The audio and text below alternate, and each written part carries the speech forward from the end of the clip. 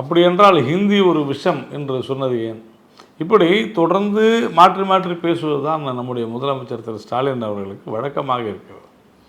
ஒருவேளை ஹிந்தி திணிக்கப்படுகிறது என்று சொன்னால் இன்றைக்கு தமிழை இப்படி உங்களால் தமிழ் எல்லா மாநிலங்களிலும் பேச வேண்டும் முடியுமா அப்படின்லாம் கேட்குறாரு. அப்படின்னா 15 வருடங்கள் தொடர்ந்து திராவிட முன்னேற்றக் கழகம் 1999 2014 வரை மத்தியில் ஒரு முக்கியமான கூட்டணி கட்சியாக ஆளும் அரசில் இருந்தது என்பதை அவர் மறந்துவிட்டு பேசுகிறார் தான் பொருள்.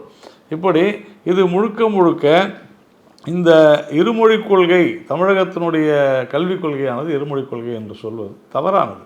ஏனென்றால் 50 விழுக்காட்டிற்கும் மேலான தமிழக மாணவர்கள், தமிழ்நாட்டைச் சேர்ந்தவர்கள், தமிழர்கள், பச்சை தமிழர்கள் 3 மொழி படிக்கிறார்கள். தனியார் பள்ளிகளிலும் சிபிஎஸ்சி பள்ளிகளிலும் பல்வேறு பாடத்திட்டங்களிலும் படிக்கிறார்கள்.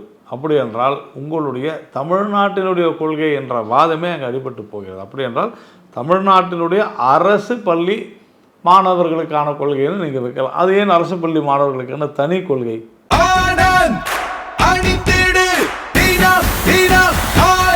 ஆனந்த் ஒரு சுகமான உள்ளாடை.